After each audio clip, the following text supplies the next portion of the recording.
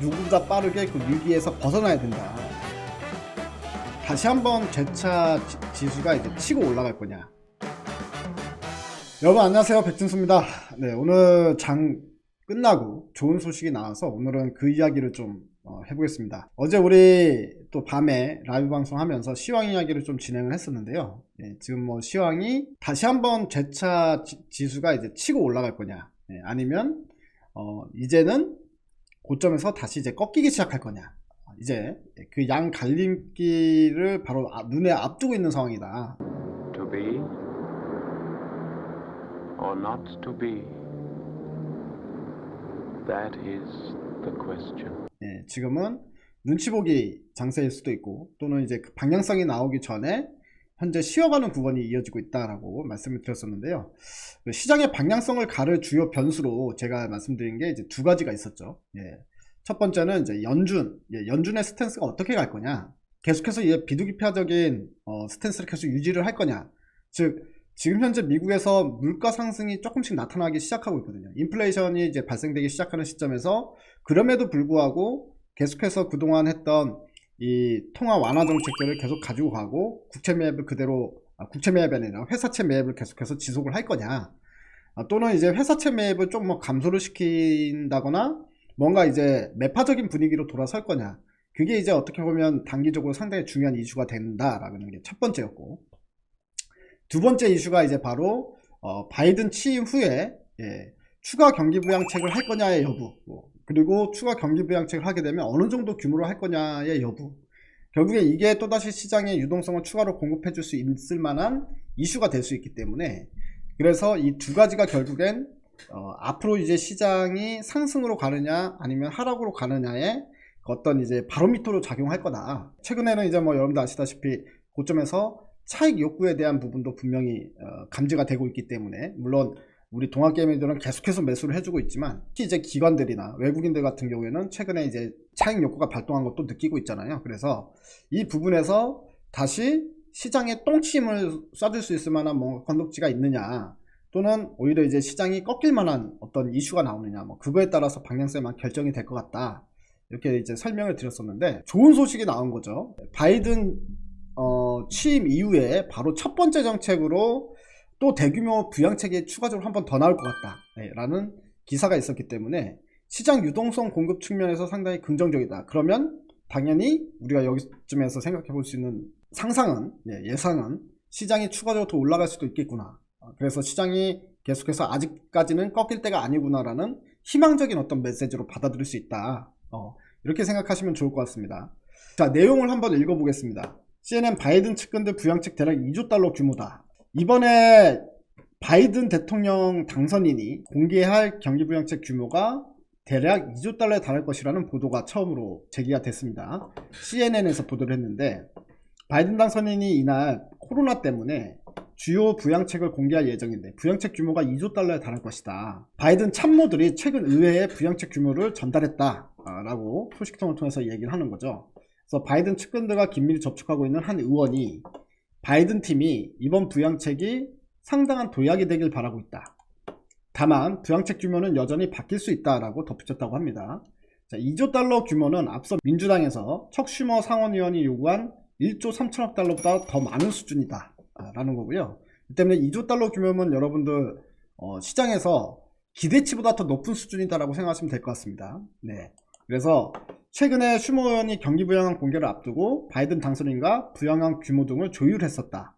그리고 슈머 의원은 바이든 당선인에게 1조 3천억 달러 이상으로 해야 한다고 압박했다고 전했다. 이번 부양책에는 미국인에 대한 대규모의 현금 지급안, 그 다음에 상당한 규모의 주정부 및 지방정부에 대한 지원, 그리고 코로나 백신 유통 등에 대한 지원 등이 포함될 것으로 알려졌다. 바이든 당선인은 해당 부양책에 대해서 세부 내역을 델라웨어주 월밍턴에서 이날 저녁에 발표할 예정이다. 그래서 기본적으로 오늘 밤에 바이든 당선인의 대통령 당선인의 부양 규모가 공개가 될 것 같습니다. 그래서 혹시나 2조 달러의 공개를 하게 되면요, 미국장 자체가 일단은 급등 역할을 할 수 있지 않을까라는 생각이 들고요. 그리고 만약 그렇게 되게 되면 시장이 지금 현재 이제 고점에서 쉬어가고 있는 동안에 그 다음 방향성이 하방보다는 상방으로 갈 가능성이 확실히 이 경우의 수가 커지기 때문에 우리 입장에서는 상당히 좀 긍정적일 수 있다. 이렇게 좀 보는 게 좋을 것 같습니다. 자, 이때 보면 브라이언 디스 백악관 국가경제위원회 내정자가 전날 컨퍼런스에서 부양책에는 개인당 $2,000 현금을 지급하는 내용이 포함되고 실업보험 수당 등 같은 내용도 다뤄질 것이라고 언급한 바가 있다 라고 하는데요. 일단 빠르면 오늘 밤 아니면 내일 중에는 이 바이든발 추가 부양책에 대한 윤곽이 그림이 나올 것 같고 특히나 바이든 대통령 당선인의 입을 통해서 나올 가능성도 있기 때문에 상당히 이제 신뢰도 높은 어떤 부양책이 나올 가능성이 있다 이렇게 봐야 되는 게 맞을 것 같고요.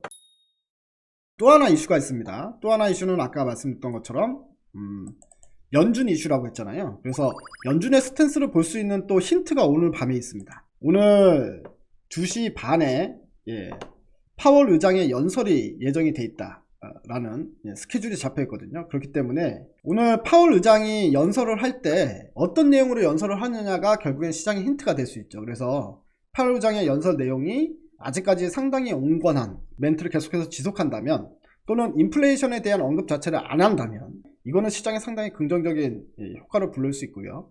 그리고 연준 파월 의장이 뭐 예를 들어서 뭐 시장에 대한 우려감을 좀 나타낸다거나 뭐 기대 인플레이션이 상승하는 부분에 있어서 뭐 예를 들어서 인플레이션이 어떤 식으로 물가가 어느 정도 속도로 가느냐에 대해서 뭐 주의 깊게 보겠다라던가 뭐 등등 그런 식의 이야기를 하게 되면 그거는 시장에 또 악재로 작용할 수 있는 부분인데 오늘 예를 들어서 이 바이든발 부양정책도 밤에 소식이 나오고 파월 의장의 또 긍정적인 멘트까지 이어진다면 시장이 꽤 세게 반등이 나올 수도 있기 때문에 일단 오늘 밤에는 내일 아침에 여러분들이 일어나시면 장 출발하기 전에 어떤 내용들이 있었는지를 좀 뭐 평상시에도 다 보시겠지만 좀 더 주의 깊게 보시면 좋을 것 같다 싶은 생각이 듭니다. 계속해서 이제 좋은 분위기가 좀 이어지기를 좀 기다리고요. 시장에서 계속 일각에서 이야기하는 뭐 과열이다, 뭐 풍선이다, 이제 주가가 급락이 나오면 정신 못 차린다, 뭐 이런 식의 이야기들은 이제 계속 나오고 있는데, 그거는 맞아요. 예를 들어서 지금 현재 경기 부양책도 계속 하는 게 실질적으로 세금을 많이 걷어들이면서 부양책을 하는 게 아니죠. 주정부 같은 경우에도 미국 연방 정부 같은 경우에도 결국엔 그게 다 빚이란 말이에요. 빚을 내 가지고 추가 부양책을 하고 부양책을 하는 거고 달러를 계속 찍어내면서 연준 같은 경우에는 달러를 계속 찍어내면서 부양책을 하는 거기 때문에 달러의 가치는 계속해서 떨어지는 거고 이런 것들이 결과적으로는 다 탑을 쌓아놓는 거잖아요. 그래서 나중에 터지게 되면 오히려 이런 것들이 쌓아져 있기 때문에 터지게 되면 위기가 더 크게 오는 건데 위기가 앞으로 없다라고 이야기를 하는 게 아니라 위기가 오기 전에는 우리가 돈을 벌 수 있을 땐 돈을 벌고 그리고 위기가 오면 그때는 누구보다 빠르게 그 위기에서 벗어나야 된다. 이런 관점을 가지고 주식시장을 바라봐야지 단순히 거품이니까 다 팔아야 돼요. 거품이니까 인버스 사야 돼요.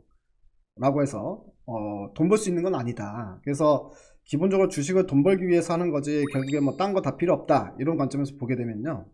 실질적으로 지금 당장에 시장이 올라갈지 떨어질지에 대한 이슈를 보는 게 맞고요. 그 이후에 시장이 이제 떨어질 만한 이슈가 발생이 된다라고 하면 그때 이제 지수가 진짜 하락장이 왔을 때는 사실 조금 떨어질 거 더 많이 떨어질 수는 있죠. 근데 이제 그거는 지금 당장의 이야기가 아니잖아요. 당장에는 시장이 갈 수 있다면 우리는 매매에 임해야 되고 시장이 빠지기 시작하면 그것도 제가 알려드릴 테니까 시장이 이제 빠질 것 같다라는 기미가 보이면 그때 가서 여러분들 빠르게 현금화 시켜가지고 하락장을 피하기만 하면 된다. 이렇게 좀 간단하게 생각하시면서 좀 대응을 하시고요. 너무 섣불리 시장에서 하는 이야기들이 틀린 게 없기 때문에 그러니까 예를 들어서 뭐 지금 과열이다 뭐 이런 부분들에 대한 공포심을 조장하는 글들이 틀린 말은 아니죠. 근데 하지만 그들이 간과하고 있는 부분은 뭐냐면 언제부터 떨어진다라는 부분에 대한 이야기가 빠져 있기 때문에 주식 투자하는 사람들은 이 시차가 가장 중요하다. 그러니까 언제부터 빠질 거냐, 언제부터 이 거품이 무너질 거냐 라는 부분에 대한 정확한 포인트는 그 누구도 잡을 수 없다라는 점, 그걸 생각하시면서 여러분들이 대응을 하시면 좋을 것 같고요. 그래서 시장이 위기가 감지되는 거는 사실 누구나 알 수 있는 부분인데 그건 시장이 속절없이 갑자기 폭락이 나오기 시작하면 그때가 그 포인트라고 생각하시면 되는 거거든요. 그래서 그런 포인트가 나오게 되면 뭐 어련히 알아서 제가 유튜브를 통해서든 제가 약속했다시피 뭐 여러분들 문자 신청하신 분들은 문자를 통해서라도 또 카톡방 새로 만들어진 카톡방 있죠. 카톡방을 통해서 제가 이제 여러분들께 알려드릴 수 있는 채널은 다 동원해 가지고 실제적으로 진짜 피해야 될 때 이때는 알려드릴 테니까 너무 걱정을 하시지 마시고요. 그냥 일단은 하루하루 시장에 나오는 이슈를 보면서 그 이슈에만 집중하면서 하루하루 대응을 해보시면 좋을 것 같습니다. 네, 여러분들 감사드리고요. 저는 또 내일 뵙겠습니다. 네, 감사합니다.